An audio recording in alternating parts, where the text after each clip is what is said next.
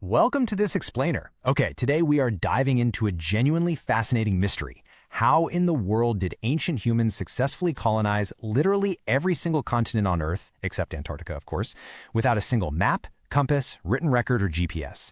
It is an absolutely incredible story of survival, and we're going to break down exactly how they pulled it off. To really wrap our heads around this incredible feat, we have to ask ourselves a pretty fundamental question. How did early humans manage to navigate, survive, and completely thrive in totally unfamiliar territories using only their raw, accumulated ingenuity? I mean, think about it. There were no textbooks on ocean currents, no weather apps, no satellite imagery. It was just humanity against the absolute unknown. So let's zoom out and look at the actual mechanics of ancient global migration. We'll be walking through 6 quick chapters today. 1. The slow generational drift. 2. Built for the journey. 3. Climate as an ancient highway. 4. Mastering the open ocean. 5. Expanding the overland limits. And finally, 6. The power of shared knowledge. All right, Chapter 1, the slow generational drift. Let's go ahead and shatter the biggest misconception about ancient human travel right out of the gate.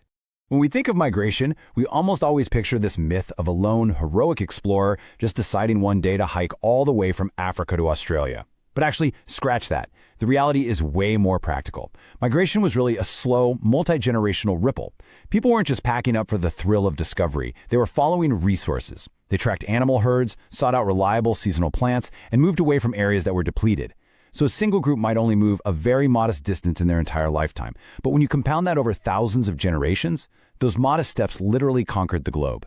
Moving right along to Chapter 2, Built for the Journey. So how did they actually survive these vast overland treks, relying purely on the limits of the human body? Well, it turns out human bodies are remarkably well suited for sustained travel. We possess this incredibly efficient sweating system to regulate our temperature, an upright bipedal walking gait that saves a ton of energy, and just a wild capacity for sustained, moderate-intensity physical exertion. This is the exact same underlying physiology that made persistence hunting so incredibly effective for our ancestors. We are, quite literally, built for the journey. 10 to 20 miles. For traditional hunter-gatherer societies, whose bodies and lifestyles were completely conditioned from childhood, walking 10 to 20 miles in a single day while carrying supplies wasn't some extreme athletic feat. That was just a normal Tuesday. Meanwhile, most of us today, we need a pep talk just to hit 10,000 steps on our smartwatches. Imagine doing that every single day, generation after generation. Okay, Chapter 3, Climate as an Ancient Highway. Because humanity didn't just rely on sheer muscle power, they took strategic advantage of shifting global climates to cross some seemingly impossible boundaries. A really perfect example of this is the route out of Africa. Early Homo sapiens capitalized on some highly favorable, albeit temporary, environmental conditions.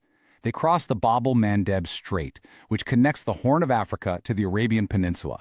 Now, during Ice Age climate cycles, global sea levels dropped dramatically, making this body of water significantly narrower and much easier to cross than it is today. And honestly, this brilliantly illustrates how the Americas were populated. There was no miraculous ocean crossing here.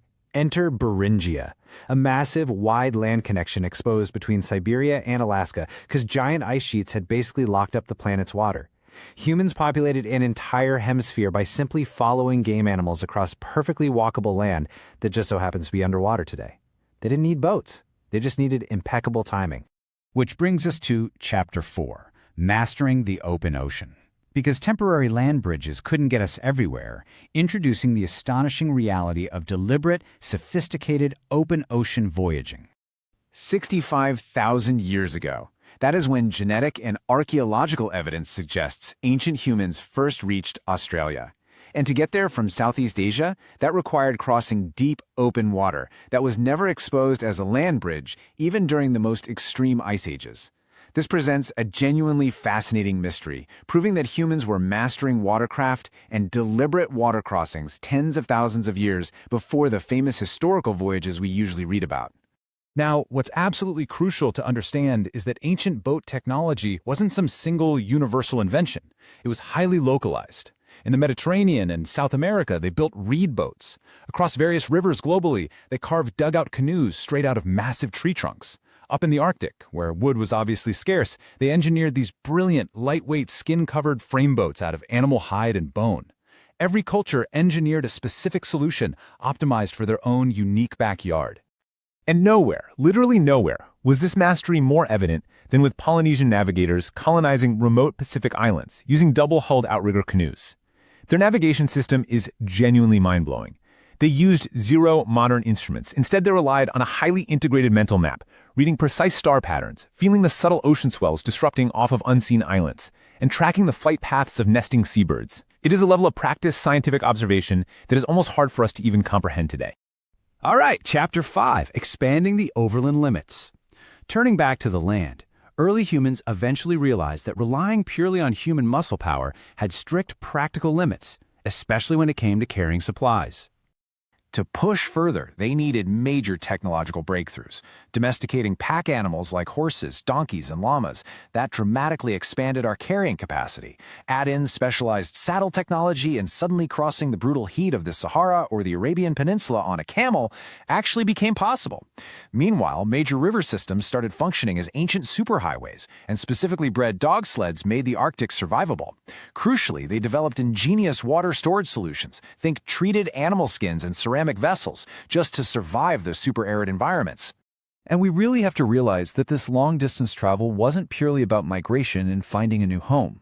A massive amount of it was driven by trade. Archaeological evidence constantly uncovers distinct raw materials like specific stones or shells thousands of miles away from their origins. This proves that vast interconnected economic systems and intermediary trade networks existed way before modern transport. Ancient communities were so much more connected than we usually give them credit for.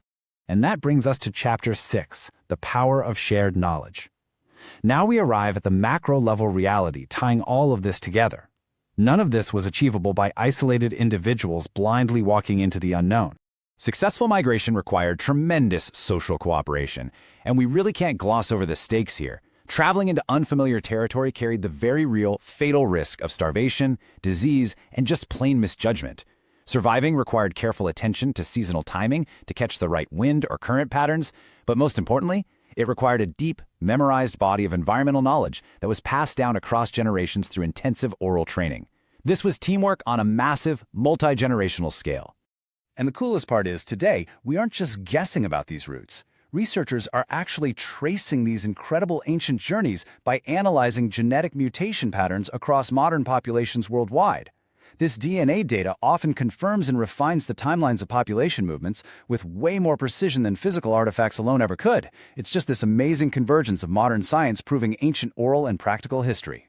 So, what is the crucial takeaway here? Humanity didn't conquer the globe through a single brilliant invention or one heroic trek.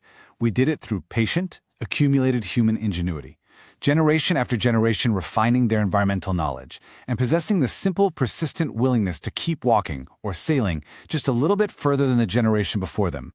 As we wrap up this explainer, I really want to leave you with a compelling thought to consider. Look at our ancestors' incredible collective achievements against all odds. If they mapped and populated the entire world with nothing but shared knowledge, deep social cooperation, and relentless persistence, what unknown frontiers are we capable of crossing next? Thanks so much for joining me today, and keep exploring.